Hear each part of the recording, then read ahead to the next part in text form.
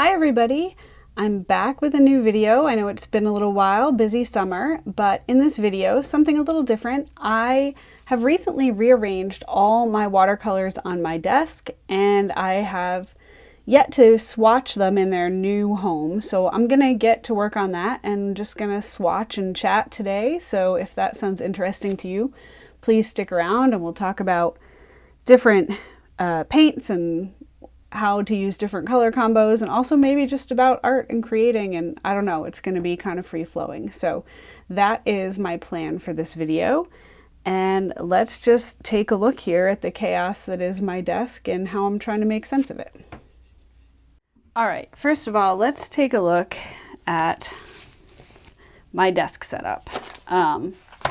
So I have this big ceramic palette here that has I haven't filled all the wells. I have just put a few colors in, and the colors that are in here are basically my sort of main go-to primaries and a few convenience colors. And this is the palette I rely most on when I'm teaching. In fact, I bought this big ceramic palette so that when I am teaching online, my students can see my palette, they can see my mixing space, and it forces me not to start throwing in too many colors, but to just stick to the colors that I have encouraged people to have on their palette for our class. And so what I have over here are ultramarine, cerulean blue, permanent alizarin crimson, quinacridone rose, quinacridone burnt orange, and burnt sienna.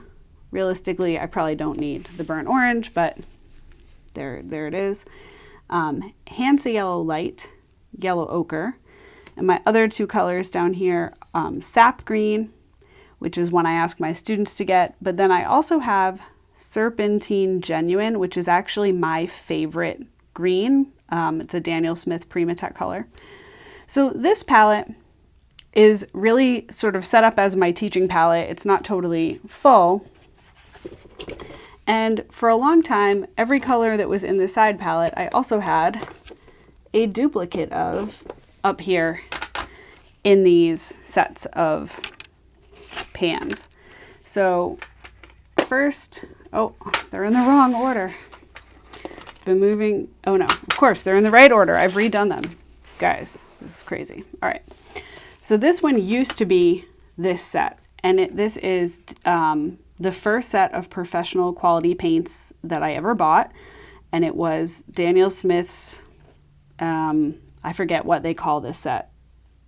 I don't know. Anyway, but it was a set that Daniel Smith sells, and this is how it came laid out. I didn't change anything, but I made a swatch sheet for it. And when I bought this tin that was full of these colors, it came with an empty tin that I could fill myself. And over the course of the past few years, as I bought new colors, I just started sort of randomly chucking them into this tin. There was no rhyme or reason. This is the swatch card I was keeping, but then some of these weren't even in here. Like I had replaced neutral tint and sepia with something else. I had replaced this metallic one with opera. Like, it was complete chaos. There's no rhyme or reason. It was just, I just filled it as I got paints. All right, so this is what I used to see looking at my desk. Then I also have these watercolor sticks, which I had, these four are all, I think, Primatech colors. And they're colors that, I don't know, some online class I did, the instructor recommended as great rock colors. But then I liked the sticks, so I wanted to buy some other colors, and I bought 3 primaries. I wisely bought 3 primaries I didn't already own. Bismuth yellow, vermilion, and cobalt blue. So I was like, okay, so I'll have 3 primaries that I didn't have in any of my pans. And then for some reason I bought secondaries that I did already have, so that doesn't make a lot of sense, but I bought, what do I have in here? Undersea green, burnt orange, and what is this purple? Carbazole? Yeah, Carbazole violet, which I already owned in pans. I don't know why I did that. Anyway, I also have a white watercolor stick, which can be quite useful. And I have just bought Imperial Purple, and that will be our first swatch of the day because I did another online class and the teacher was raving about Imperial Purple, and it sounded like it had some properties that might be a little better than my Carbazole Violet. We'll see if it looks any different than Carbazole Violet. Okay. But there we have it. So those are my sticks. Let's see if it says if I've got any information on here. No. Okay. So I have these watercolor sticks, which are really fun. And they can just live over here. And I've got my swatch card. But the main event of the day is what I decided to do with this chaos. All of this. And what I did was completely, totally rearrange it to attempt to impose some order upon it. And so what I have done is rearranged it starting with yellows. Then I have some earthy neutrals and greens, reds, violets, and blues. And anything that I had over here in my ceramic teaching palette, I have now taken out of this pan setup. And so this is almost all the watercolors I own. Basically, I find if I own a color and it's not in a pan, it never gets used. So this is almost all the watercolors I own, except for a few special colors. We can talk about those later. But my job today is to update my swatch cards here, which live right on this bulletin board, right out of view of the camera, or a little bit in view of the camera. And as you can see, I've got a few openings here that I'm going to fill with some new to me colors. Because, I mean, obviously, just look, I don't have enough colors. It's so clear. That's sarcasm. I definitely have enough colors. But these are some more colors that came up in a class I recently took, and I decided to add to the collection. So, all right. So let's just swatch them out. And I have a lot of yellows. Yellow, I find to be such a tricky color. You know, everybody knows yellow and blue make green, yellow and red make orange, but it's not really that simple, and the actual mixes you get are often very surprising. Yellows have all different, you know, watercolor paints have many different properties, and you have to really learn about them to know what you're in for. Are they transparent, semi-transparent, or opaque? Are they staining or non-staining? Are they granulating or not granulating? And all of those factors really matter when color mixing. So I have a lot of yellows. And there, I've just dipped into the browns, so let me go down to my second row and get some more yellows. And put some paint in here. This is one of my new ones. I had this is Naples yellow that I'm filling in here, which I know is a really classic color that many watercolor artists love. I had a Blick store brand Naples yellow, and I really disliked it. It was very chalky, and it maybe had too much opacifier in it. So I bought the Daniel Smith one here. You can definitely see that it's at least semi, or it's only maybe semi-transparent. Let's see, what does Daniel Smith say on here? On this little tube. Oh, it doesn't say. I'll have to look it up later. Okay. So let me continue with my parade of yellows. But yeah, I mean, I live in a part of the world where there's just so much green, and even though I have green pigments, I do prefer to mix greens when I can, and if I'm going to mix greens, I need a lot of yellows.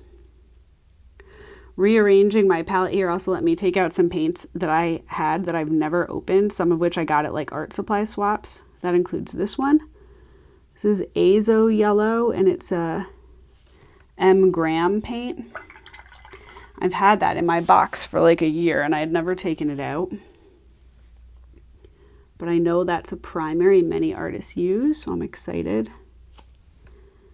to give it a go. But it is interesting to line them all out and see the differences, right? I have two lemon yellows here, Winsor Newton and Daniel Smith. The Daniel Smith is a lot warmer and more transparent than the Winsor Newton. It's interesting also to see Hansa Yellow and Cadmium Yellow side by side. I feel like Hansa Yellow is what Daniel Smith gives you in their like ultimate mixing set and in a lot of their sets, because they try to avoid cadmium and cobalt colors. That's my impression anyway, is that while they make cadmium and cobalt colors, most of their sets that you can purchase avoid cadmium and cobalt, and they give you Hansa instead for the cadmium, and for the cobalt they give other different colors. All right, let's see. So interesting, New Gamboge, which so many people cite, and look how similar, and that's another one I've had for ages. I never use it. It's so similar to Hansa Yellow Deep. All right, I'm seeing the redundancies in my collection. But it's not till I put them into a painting that I'll really know. All right, so I'm coming back up here to my earthy colors. I have the brown ochre there, burnt umber. All right, this next one, this is a Blick color. I think it's the only Blick color that I still have in a palette. It's sepia. And it's such a great rich color, but the reason I had taken it out of my palette before is it lifts so much. It's really non-staining, and I found it to be almost like problematically lifting. But it's a great dark color, and there's my raw umber. So that's kind of my earthy browns that I'm undoubtedly sure that someone will watch this and tell me I've set this my whole palette up wrong. To which I can only say, do what works for you, man. It made sense in my mind to put those earthy browns in between my yellows and greens, so that is what I did. Okay, so this is another brand new to me color, Jadeite Genuine. It's another Primatech color. I am kind of crazy about these Primatechs. All right. Well, I'm all a little bit out of order here. But it came up in a video lesson I did as a nice granulating, transparent green that you can use for convenience and also into your mixes. And I do like that. I can see it splitting apart on my palette, and it's very interesting. Sap green, which is a kind of like the most standard convenience green that comes up in all the watercolor classes, is a great color, but it's a little bit opaque, and it's just not that as interesting a color. And then I tried replacing that with Hooker's green, which I also have in here, but that I found to be just like, whoa, too much. All right, where did I leave off here? 1, 2, 3, 4, 5, 6, 7. All right, so this, we should be in the greens. This is why my swatch cards are so important. It's going to take me a long time to get used to my rearranged paints. And I know it's also weird to people that I keep my paints like up at the top of my desk and my painting surface here. And the only thing I can say about that is this, I work in a very small space, and it's the way I had set my desk up because it was the most logical way to sort of make everything fit. And I've become so used to it that it's how I work and it's how I like my setup. And so it works for me. And I think sometimes it's just all what you get used to. All right, so most of the paints I'll be swatching today are Daniel Smith, but I've got a few exceptions down here, including the one I just painted is a Schminky, as is this next one, from their that was Tundra Gray and this is Forest Gray. These are from their ultra granulating sets, which I love. But again, I found if I don't have it out in a palette where I can just use it any day of the week, it doesn't get used. So that was a big part of my inspiration here for shaking things up. All right, so there's that Hooker's green that I mentioned I've tried to use to replace sap green because it's more transparent than sap green. But look at how insane it is. It practically glows. I can see the jadeite being a really good alternative.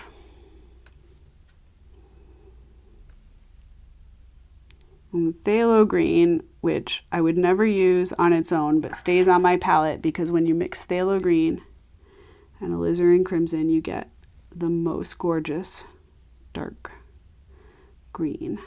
Okay, and then cobalt turquoise. So there's all my yellows and greens.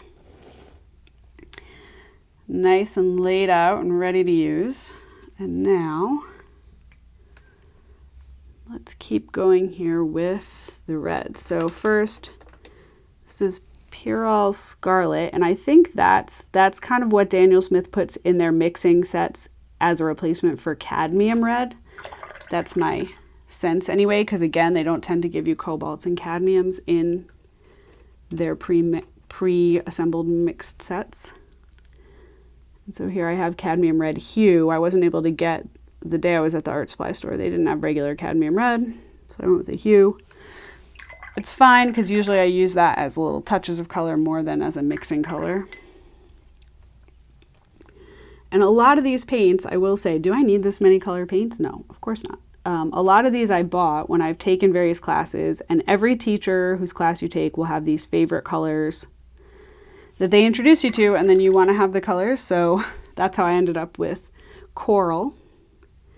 Also how I ended up with opera pink, which I use so seldom because it is fugitive. It is the only fugitive color on my palette.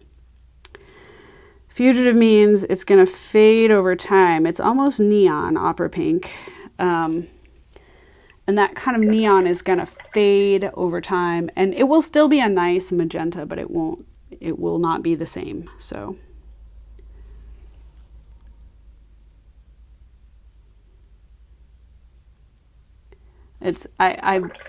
historically, I don't keep a lot of different reds on my palette. Usually just alizarin crimson, which I have over here in my ceramic palette, and quinacridone rose. Those are my typical reds. But every now and then to have the Purell or the cadmium is kind of necessary.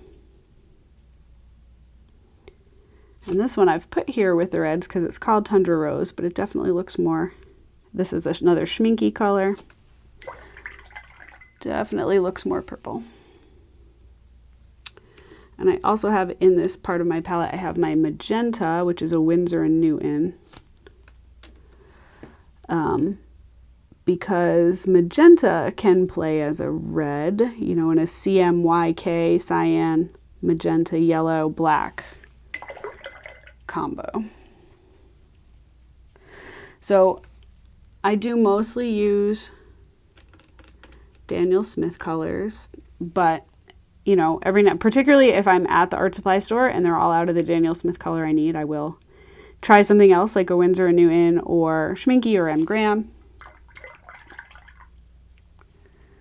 Right, and here's the cobalt blue that I do have in my palette is M. Graham. And M. Graham uses, I think, a lot of honey in their watercolor. And what's amazing about it, and worth noting in advance, is it never like fully hardens in the pan the way that the other paints will. So like I would never put that in a travel palette because it will, I learned the hard way that it takes so long to really set in the pan, and it will ooze into your other, it will just go everywhere. It'll make a mess. So I don't put my M-gram. I don't have many M-gram. They're beautiful, the ones I do have, but I don't put them in my travel palettes ever. All right, this is another brandy new one from that class I took. Cobalt teal, which probably belongs next to the turquoise, but it's staying here with the blues. And, you know, as somebody who paints quite a lot and who does a lot of plein air, where I take my limited palette, I get so locked into the colors, these colors that are in my ceramic palette. And I'm familiar with them, and it's wonderful to be familiar with them. It's the best way to really, you know, predict how things are going to go in your painting. But sometimes it does feel a little restrictive, and it's so great when I'm here at home, working at home, to be able to just say, let's try something totally different today. Let's shake it up. So, I mean, that's, you know, you don't need this many colors. You certainly don't. But if you get enthusiastic about watercolor, you're going to collect a lot of paints over the course of time. And if you have a lot of paints, you want to play with them and have fun. So there I'm just topping off this indigo, which was down to its tiniest dregs. Typically, once I put them in the pans, I do let them harden for like a couple of days before I paint with them, because when they're super fresh, I feel like I end up using too much and wasting a lot, just constantly rinsing my brush because I have too much. And when they're only like a little bit dried, they can get kind of weird to work with. Like they get this skin on them that you sort of have to fight your way through. So when I fill the pans like this, I do usually let them sit a while before I paint with them. Or if I'm filling my travel set, I'll fill it and then let them harden for a couple of days, like fill it a couple of days before your trip. Now this one that I'm just putting in, this is Tundra Blue. It's another schminky color. And this summer, I have fallen so much in love with this color and the greens it makes with different yellows. It's just become, even though it's almost like an indigo, it's sort of dark. It's become a really favorite color of mine for my summer landscapes. Okay. Payne's Gray here, which is kind of a navy blue. I always keep that with my blues. And then this is another one that I had from an art supply swap, and I've never used it till right this minute. This is the M-gram Phthalo blue. So it'll be interesting to compare that, because this is Daniel Smith Phthalo down here. And this is the M-gram. It will be fun to compare how those behave. And this is another color that's been making an appearance in all my summer landscapes this year. This is Tundra Violet. It's a beautiful grayish violet that granulates into interesting colors. I love granulating colors. Right, and generally I very, very seldom use any black in my watercolor, but this is Deep Sea Black by Schminky. And I have it on here because it does granulate, and it isn't the blackest of blacks, if that makes sense. My other black I have in the stick, and it is Lunar Black, which is another granulating color. Again, they don't make a lot of appearances. All right, this is Winsor & Newton Windsor Violet.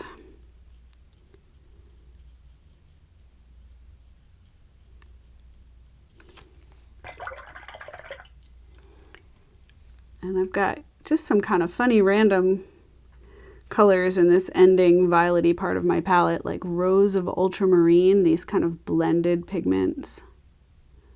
Look how beautiful that is. And Carbazole Violet is the violet that I've mostly used. It's incredibly intense. And I'm really curious to see how it's going to compare. So Imperial, I can tell the Imperial Purple isn't going to be as dark as the Carbazole Violet. And if I'm remembering correctly, the other Carbazole Violet is staining, and I think Imperial Purple is less staining. I don't know. Somebody can fact check that. And Moon Glow, which is just one of my favorite cheater shadow colors. Like if I'm urban sketching, this is a great shadow color.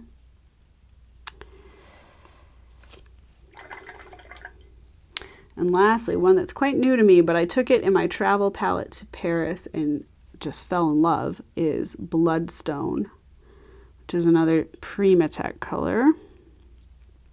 Look at that. Oh, it feels so good to have these organized and laid out in a relatively sensible structure. And it's just going to make them all so easy for me to use. So it's almost all the watercolors that I own. It's not every single one. I have a few that, like maybe, like the Blick Naples Yellow, that maybe haven't made the cut after the test of time. And I also have some sets that are very particular that haven't made it into this palette. So let me grab those and tell you why. All right, so I have these two little palettes, which live in my tackle box that goes with me for plein air. And these have other colors that if I'm at home and I want them, I just grab these instead of having them out all the time. And they're kind of my specials. So this little box contains a set of Wallace Seymour paints that are made with pigments from the UK. So I bought these as a special souvenir in London. They're incredibly beautiful, and I wasn't using them enough. So I put them in this box and started taking them with me to make sure that they actually get used. And they're just incredible, beautiful, earthy colors. They have so much texture, gorgeous. And then I also put in here, just because I felt like, oh, well, we need to use those too, I have some Daniel Smith metallic paints or interference paints that I put in here. And then I had room in the box, so I just threw in some of my darks. But these kind of go back and forth between plein air and desk, but they can sit right here on my desk and be very happy. And in my portable painter, I have the rest of those Schminky special paints I talked about. I have the Tundra set and the Forest set. I think they go this way. So I have the Tundra colors across the top and the Forest colors across the bottom. And same thing, I bought them and I played with them and they were beautiful and they were never getting used. And in order to get used, they just need to live in a palette, and that palette needs to go with me on my adventures. So, we don't want to be afraid to play with all the paints. Yes, it is incredibly important to be familiar and comfortable and confident with your painting setup. But if you're like me and you love color, set the colors free. Just for reference, this is my usual travel palette. So every color that's in this palette exists here. As you can see, I still have a lot of yellows, a lot of earth colors, and my reds, blues, and some kind of convenience colors. So this goes with me whether I'm taking just my backpack and my lightest setup possible, or whether I'm taking my entire rolling cart and all my plein air kit and my umbrella and the whole shebang. Either way, this guy goes with me. And when I'm going out and doing the full setup, I'm going to have a whole day for plein air. These jump in the box too. So It's always best to be prepared for all occasions. Anyway, I had a very enjoyable time just now talking to myself, and maybe you, while reorganizing my paints. I would love to hear, how do you keep your watercolors organized? How do you find ways to use the supplies you accumulate and put them within your reach? What are your top favorite colors and combos you can't live without? I mean, I could talk about this stuff absolutely all day. So I would love to hear from you, what you think, what you do, what you think of my setup, all the things, just so long as you're staying creative out there, friends. So yeah, I'll be back soon, probably with a new sketchbook tour, and until then, just keep creating.